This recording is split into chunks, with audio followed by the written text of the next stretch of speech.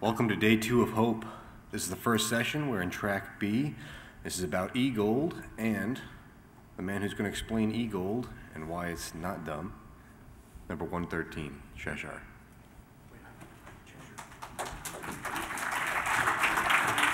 Thank you. I'm Richard Cheshire, known as the Cheshire Catalyst, and my friend Jim on the end and his friend Gupta are really the ones who will be explaining e-gold. Now let me. I can read brochures, and this brochure says that e-gold is an alternative internet payment system that mobilizes the value of gold for internet payments. E-gold is 100% backed by a reserve of physical gold stored in recognized repositories. The way I like to explain it is that think of it as PayPal backed by gold and not Federal Reserve notes or the full faith and credit of the United States of America. So, Gupta or Jim? Please. Jim gets to start. Thank you. Hi, his name is Venkat, and his company is rayservers.com, rayservers.com. It's one of the older merchants that use e-gold. I was actually hired by the company that became separate from e-gold while e-gold was still a part of it, and I've been with them ever since. The gold really is there. It really is pretty safe, but it's only as safe as you keep your passphrase. E-gold kind of demands that old-fashioned individual responsibility thing, so it draws a certain kind of person. I had thought that the hacker audience would be an easy audience to get, and since they were already linked to PayPal, and since I'd already been here previously, I thought that, well, it's going to be easy just to get these guys to use something that treats them like adults, lets them gamble, lets them go see porn, doesn't care about anything as long as it's not going to draw down the government goons. Like child porn is obviously out, Murder Incorporated, they would frown upon that, but e-gold doesn't really care about a lot of what you folks do that control freaks do care about. And so it draws a community very much like this community, and this community should harness the power of e-gold because in my heart this community is very close to me. I really like us, but we're a lot better on free speech than we are on free markets, and that can lead to poverty. And you got to be good at both, and we're losing that. I've got a couple of examples of United States coinage, and what Venkat's going to talk about is how the Constitution and your money has been hacked, and it's the greatest crack of all time, basically. Your money has been cracked, and this is what your money should look like, a gold or silver coin. And if you read the Constitution, if you read the Bible, if you like the Torah instead, if you like the Quran instead, it doesn't matter. All of them mention what money really is. But a lot of people, you've learned about money since you were very young. And so you think you know what money really is until you really start studying money. And then suddenly you realize just how bad things have gotten. And at this point, a bunch of people with basically the electronic version of a printing press have fooled everybody into thinking that the dollar is still backed by something other than faith and credit and all that. It's not. It used to be backed by something, sort of, but it's just not. Anyway, enough of me. And it's a weirdly political and apolitical subject. E-gold isn't a political thing, it's just money, but it's a base upon which other forms of really cool money can exist and do exist already. And so I encourage you to try it out. I encourage you to read more about it, and if you have any questions later, you can ask me or him. Venkat.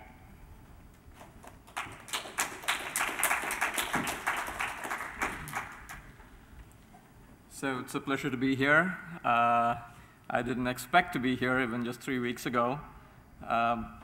Jim gave me a call and said, there's this thing, 2600 hackers, come and talk to them. And I said, what, me? Talk to hackers? And so here we are, giving you a presentation. A lot of cool things have happened in the last 4 years. Ray Servers is a small company. We tried to do the online merchant thing. We took credit cards for 2 days. We got $20,000 in orders. We were very happy, and every one of them was fraudulent. Okay? So if you hear this thing that eGold has a lot of fraud in it, try credit cards. Okay? So we were looking for a payment solution where when we got paid, we stayed paid. And I had also been following eGold. They used to have this cool little slogan, and I have it a few slides down, gold itself electronically circulated. They don't have that anymore, and it's a shame. What they promise is irreversible payments, and that is true. If you order a laptop from Siberia and you pay with eGold, I'll be happy to ship it to you. I don't need to know who you are. I know that I've gotten paid, and I will stay paid. And that's what was important to me when I started this. Since then, as Jim says, money is such a fun little topic. I have looked into money for the last 4 years and come away with some very interesting conclusions. And also, the state of operating systems. You know, we have some very nice technology today. I deal with security all the time.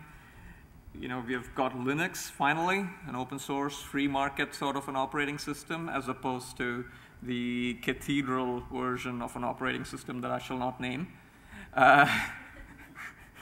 We also have all sorts of security issues that have come up on the internet, denial of service attacks, spam, and what has interested me is the economic aspect of security. So can you go to the next slide?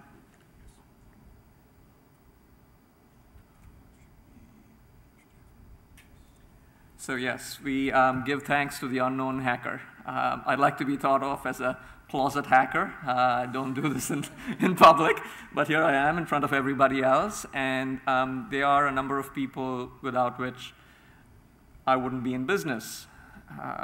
Can think of Richard Stallman, who was there the other day. So many others, Linus. Anyhow, so we have some amazing technology. We have open source, secure operating systems, and that could lead to things like self-extending wireless networks, which the technology exists. I'm going to talk about secure operating systems. I'm going to talk about encryption, onion routing, Tor, and Mixmaster, and how money can tie into these things. So life on the internet today, you all have experienced spam. Spam comes to your inbox, you don't want it, it's there.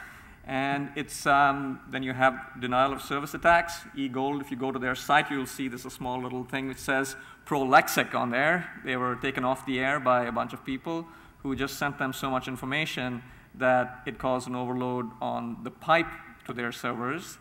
And this is called the tragedy of the commons, if you've studied a little bit of economic history. And it's caused by the fact that it is free to send email and free to send a packet.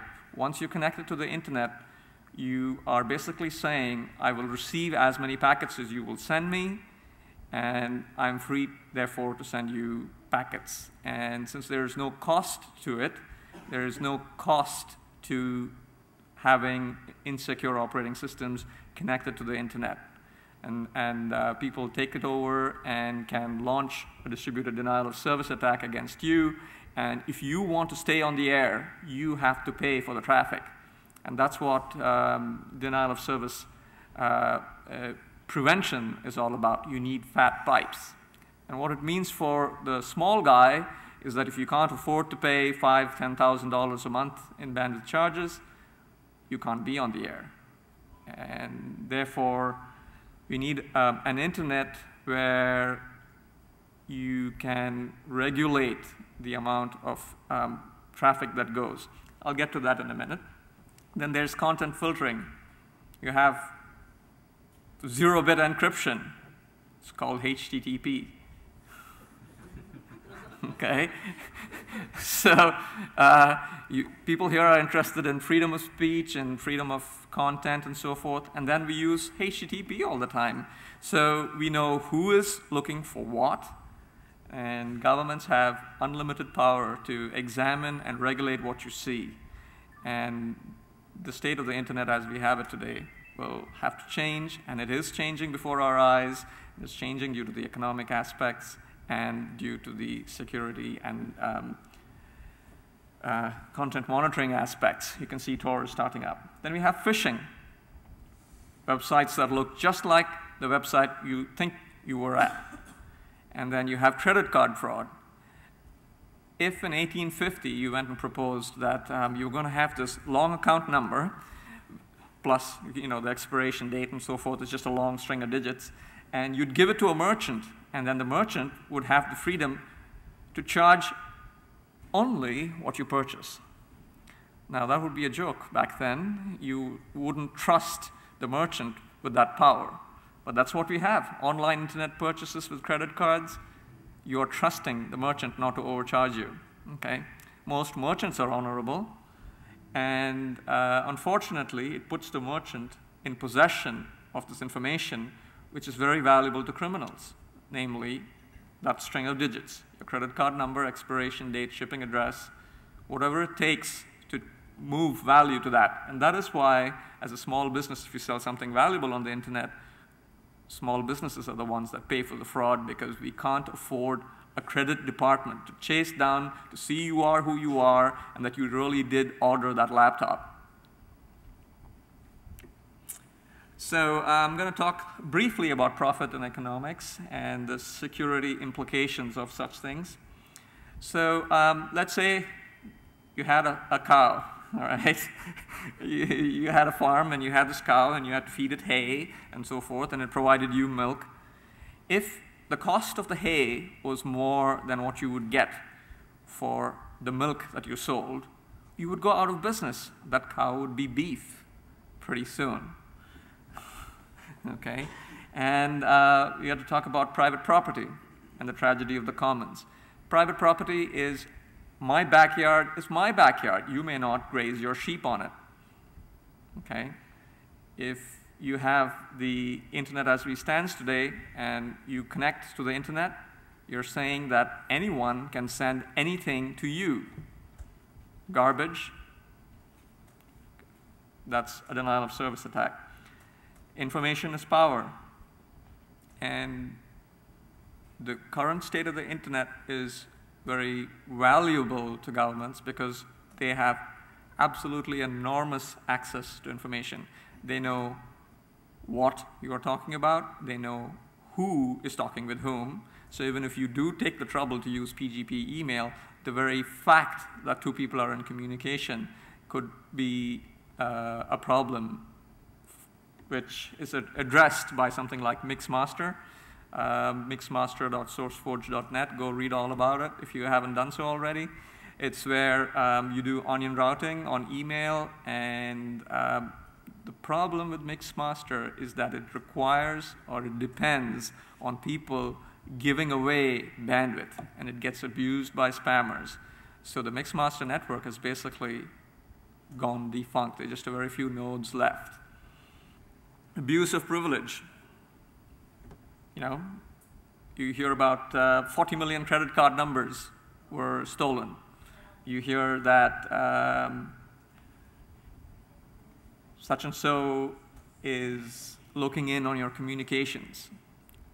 The taps, AT&T has given away your information, who you called, and so forth. So the security implications of the economic aspect of the internet are all around us.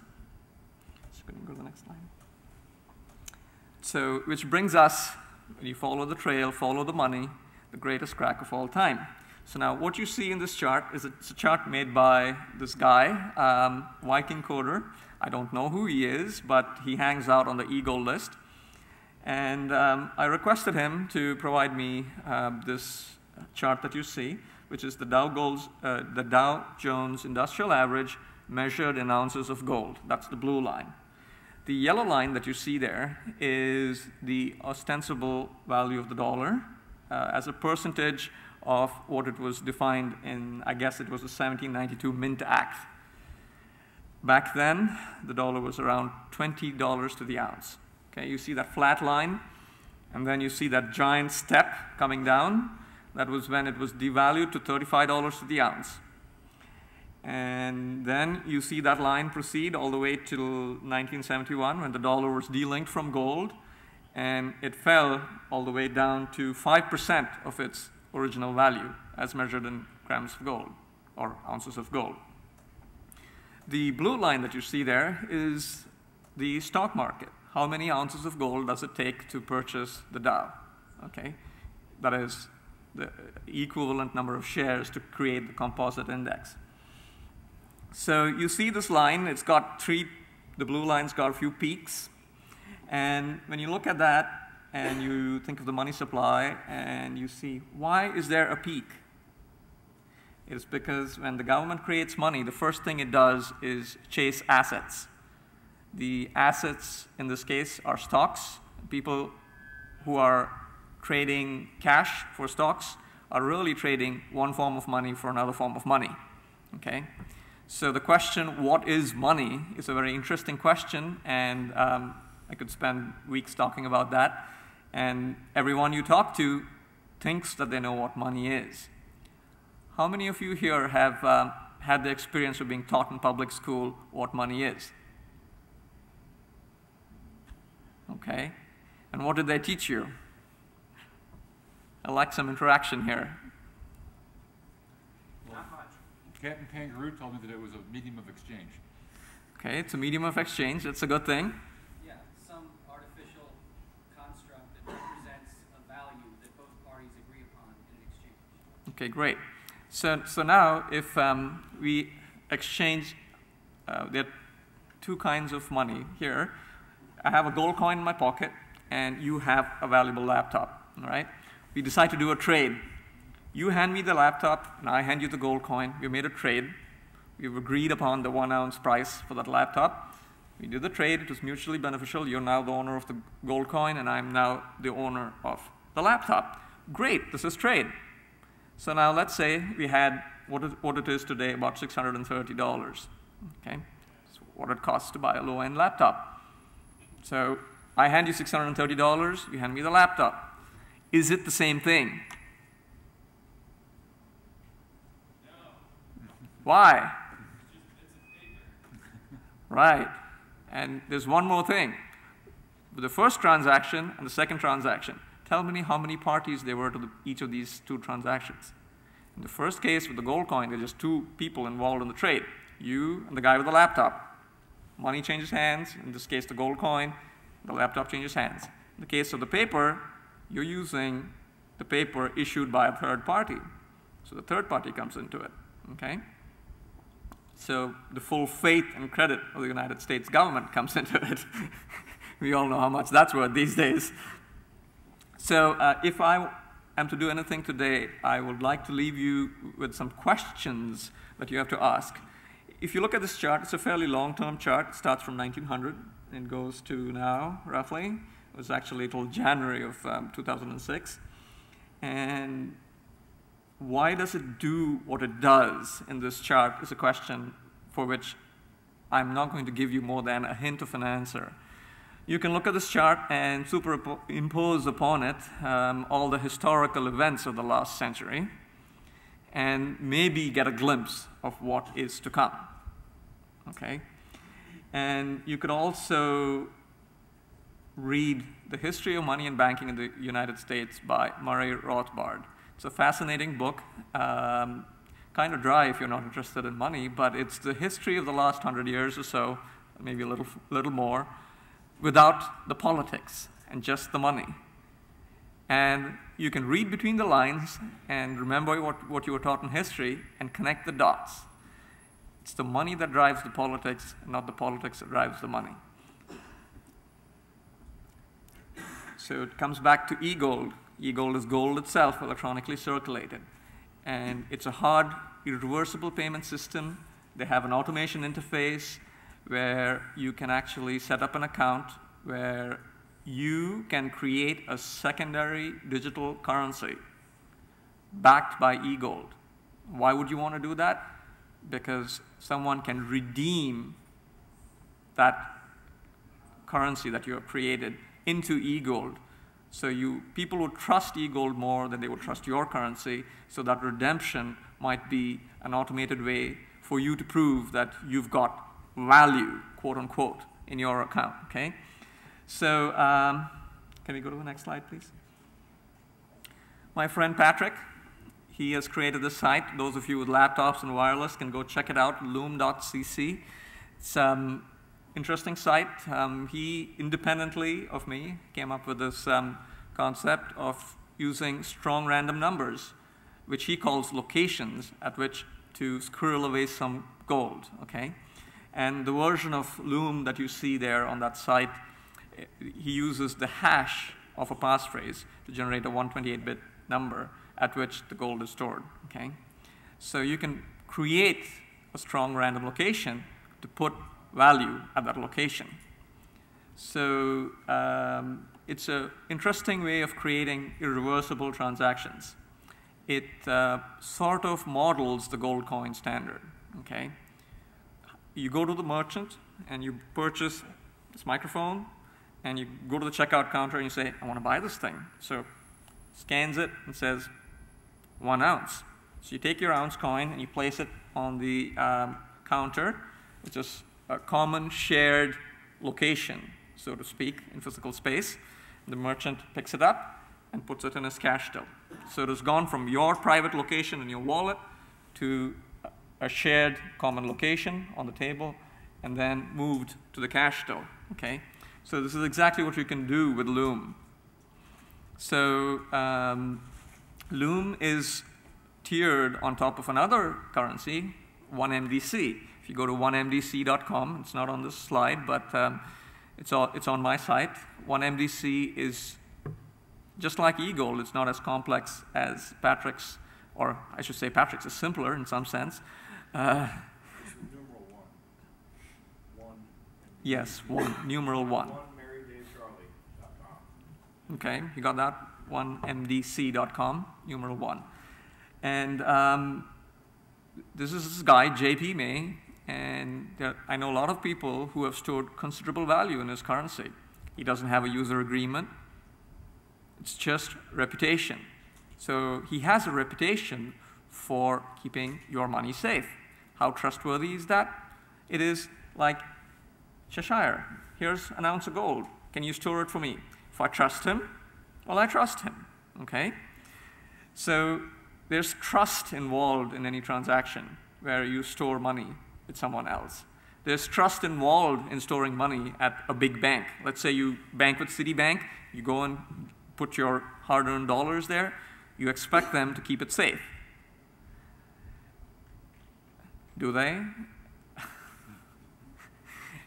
If you know what the cash reserve ratio is, and if you knew that for every dollar on deposit, they lend out close to $100, you'd be worried, okay? The total savings and checking account value in the United States is $5-point-something trillion. And it's backed by about 45 or 43, I think it's coming down, $1 million.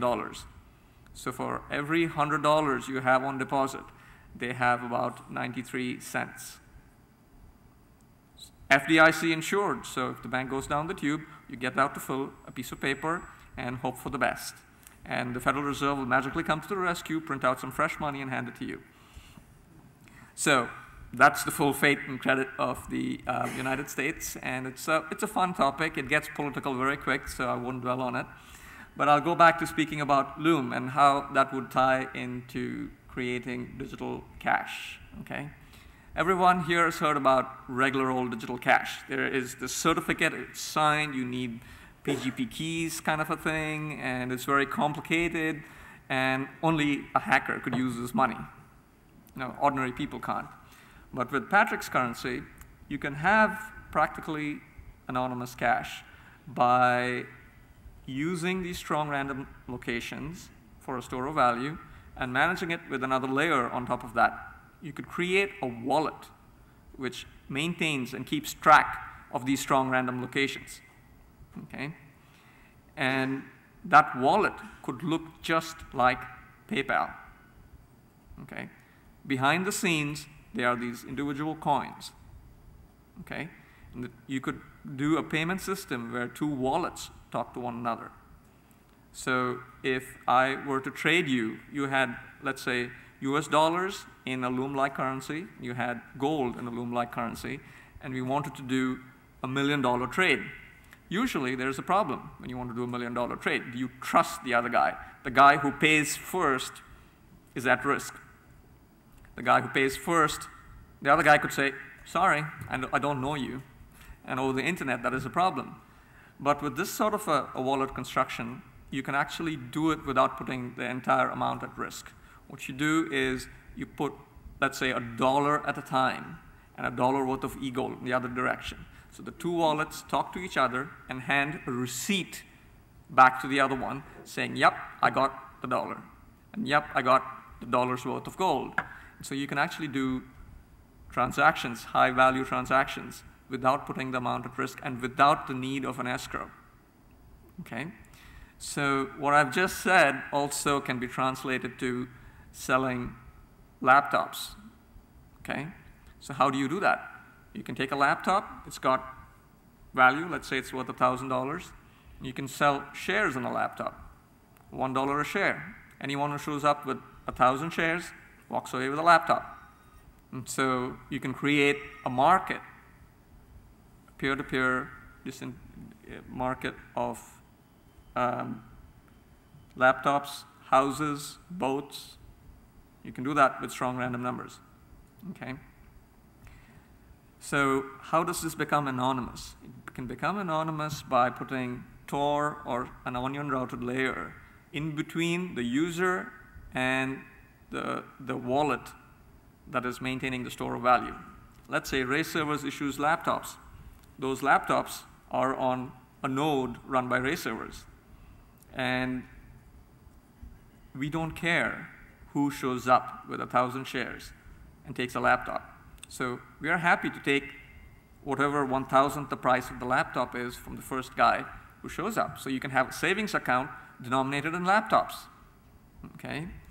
So this laptop is for a future delivery. It's for delivery in January of 2007. So there you go. And if I can pre-sell that thing, I've done one more thing, is that I've now got cash flow. Okay? So this is powerful stuff. It's the futures market can be modeled with strong random numbers. Okay? So if you, why am I here talking to you and telling you all this? It's a bunch of hackers that can put this and make this into reality. Okay?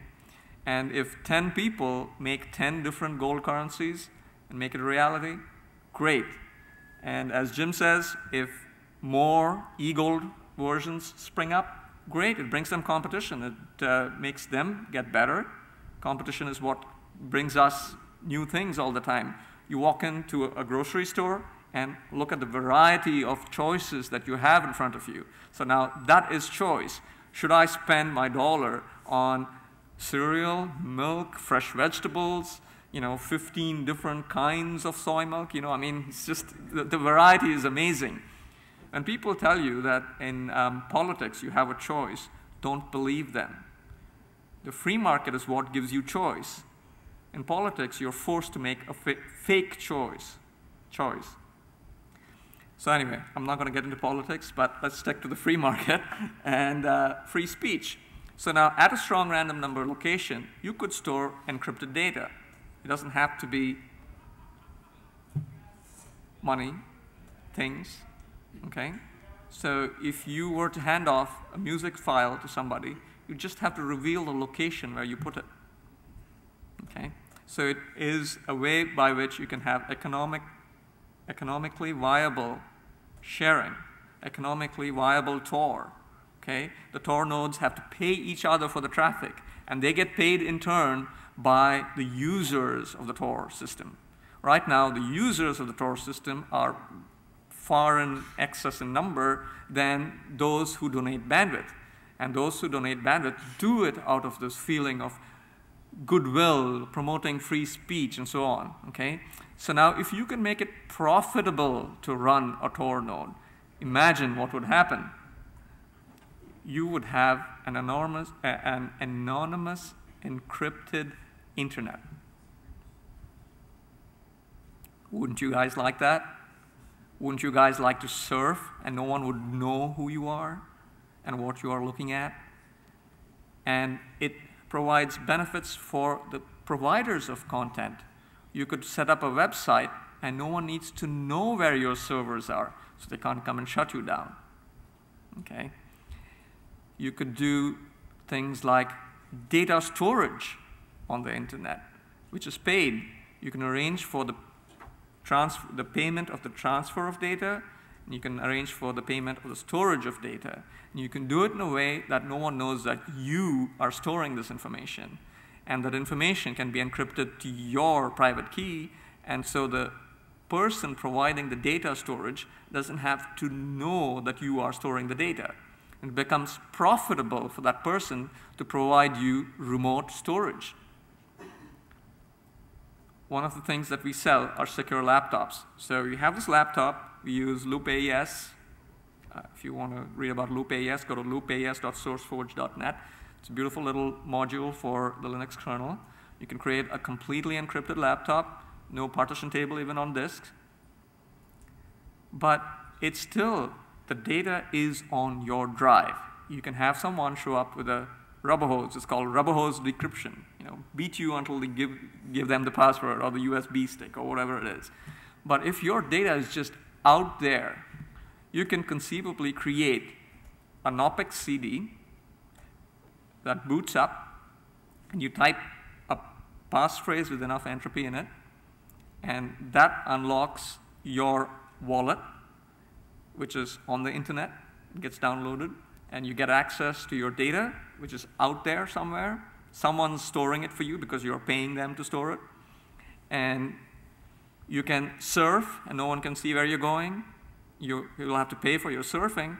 But actually, when you do this, you can have robotic markets.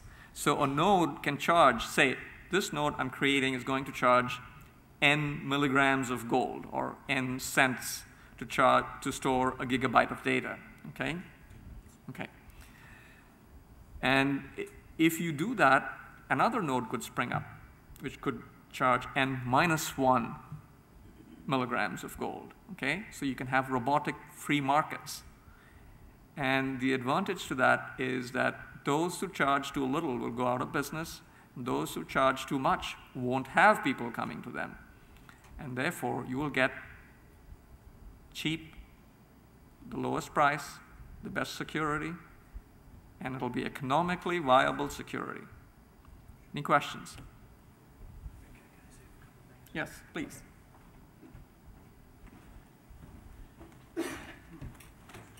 And when you have questions, please come up to the microphone so we can record it. Thanks very much. I wanted to say, anonymous cash always scares the issuers of cash very much. If anyone says it. eGold isn't anonymous, but obviously I think, I agree with Venkat, Patrick's Loom CC thing is close to it as things get on the internet today and is very cool. But with eGold, please provide them with your accurate contact information, because when, not if, you lose your passphrase, you could otherwise lose all of your eGold, and I don't want that to happen. If you want to try eGold for free, you can email me, Oddsman, that's ODDSMAN, @gmail.com, and just tell me your account number, or email me and I'll send you something, because there's a one-level referral system. But every time people start thinking of that, they start thinking of MLM. And I don't want to talk about MLM. I don't want to talk much, but I will, about criminals. I don't want to talk about phishing, because our phishers are the worst. I don't even want to talk about Ponzi schemes, because the eGold Ponzi schemes put Ponzi himself to shame, because people are so economically illiterate, and telling an audience, hey, you guys, you're all economically illiterate, isn't exactly popular speech. I can only make that kind of speech directly and be that honest in front of hackers, but I'm hoping that I can. Anyways, what I really wanted to tell you also that I forgot to say in the beginning is that you're standing in front of the guy who could have saved Napster. How? Well, I'll tell you how. Napster what happened with the music business is like Courtney Love's rant or something like that. You know, off of a $15 CD, the artist maybe gets 30 or 45 cents. Generally, a person who likes a song, hell, if I like a beer, the waitress gets $1. So directly connecting fans with artists economically, not just by speech. There's no Warner Brothers filter between Time Warner and me. If I can give, you know, Ted Nugent or whoever I want a buck's worth of e-gold or a tenth of a gram of e-gold directly, then the only fees that are taken out, the only thing that's taken out is e-gold's tiny fee. And yes, I want to make money. I'm a greedy capitalist, libertarian, jerk, you know. I definitely want your money, and that's why I'm doing all this stuff. And even worse, the company's not paying me. I pay to go do this stuff because I like hackers. But let's do some interaction. Please come up to the mic if you have any questions. No questions. I don't know if it's for him or you. Well, is this on? No? Yes. I can hear you, but I don't know if anyone else can. We need the question. Getting audio on it right now. Sorry about that. There you go. You should have it. Those of us who are interested in this and do not, as of yet, have any money in an e-gold form, how would we go about transferring any amounts of federally backed money to this, and what are the ramifications? Oh, there we go. To repeat for the tape and for everyone else, I was asking. What? Yes.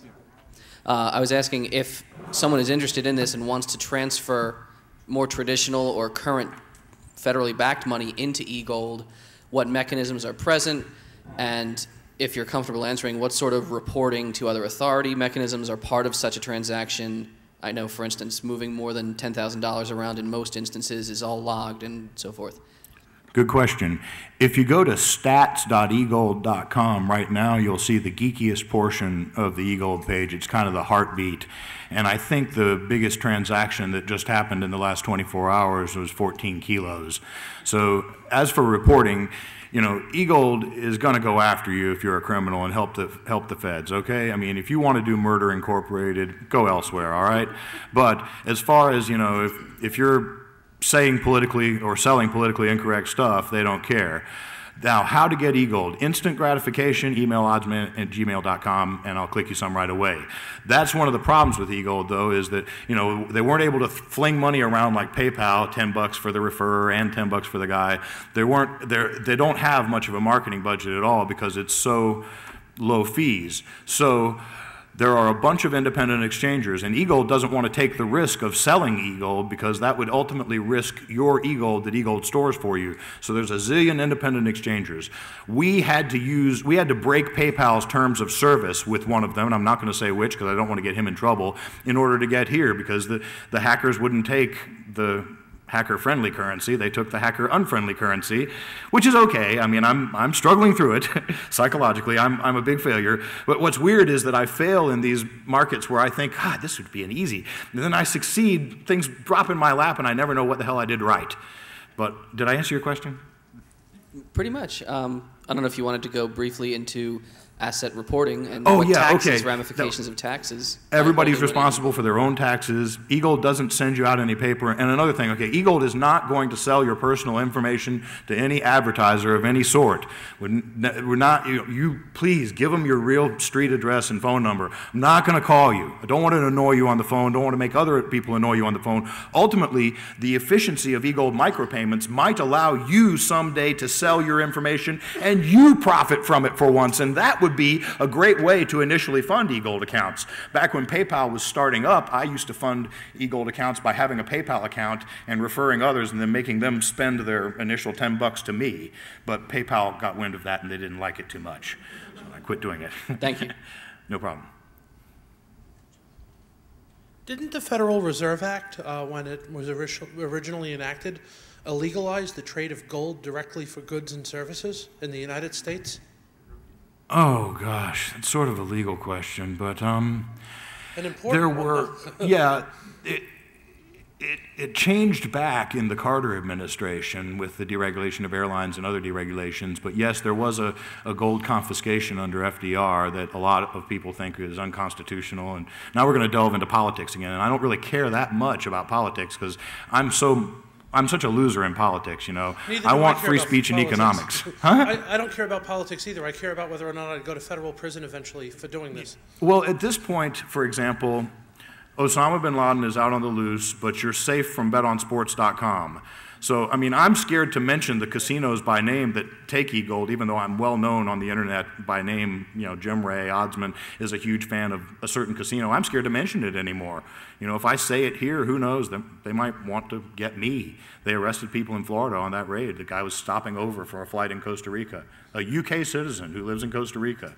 So is it legal to trade this Yeah, gold? it is. It's just, you know, there's scary stuff. I mean, e-gold's been around since 1996. If it were illegal, when they busted into the office, they'd have stopped it for good. Instead, they busted into the office and started an endless lawsuit about which I cannot talk at all. Okay, thank you. Except to say that the lawyers are getting way too rich off of it. Don't laugh. Yes? I guess two quick questions that are sort of interrelated. One being, the last time I checked the e-gold's website, what you guys did was you had some sort of account maintenance fee, whereas once you put in money that every month or every year or some odd, you take a little bit out in order to maintain the site and so forth. Do you still do this? Correct. e-gold charges two kinds of fees, a very small storage fee to repay from the repositories where they store in, and a very small spend fee to pay for people like the various geeks they've hired instead of hiring a huge marketing department. Of course. However, if you were to, okay, let's say you started in 1996 and you had an ounce of gold in e-gold dwindling away at 1% a year till now, and you had an ounce of gold in 1996 worth of US dollars getting interest, okay? Compound interest, for heaven's sakes, in a bank since 1996. You're ahead in terms of USD at this point with e-gold, you know, despite all of e-gold's horrible fees. So, and some of e-gold's horrible fees actually come back to you in that incentive program that I don't really want to talk about, because then people confuse e-gold with an MLM thing, which it's not. Right. My second question being is that I respect your guys' right to make money off of this, obviously, because you're in this, of course, as a business. But if I go to another bank and I open an account with a bank, they don't charge me a recurring fee to keep that account open. Why did you choose this? Well, it depends. It depends on where you go, though, I think. Yeah. Storing gold is definitely a painful and dangerous thing when it comes into the 30-pound or 40-pound bars, whatever they weigh. Yeah. Close it up, guys. Okay, we need to stop. Yeah. Okay. All right, Cheshire is going to take back over. We're going to take back over to close it up. Thank you all for coming. If you have questions, Venkat and Jim and I will be out in the corridor. We can be cornered and questions. We can take questions out there. But thank you for coming to the session.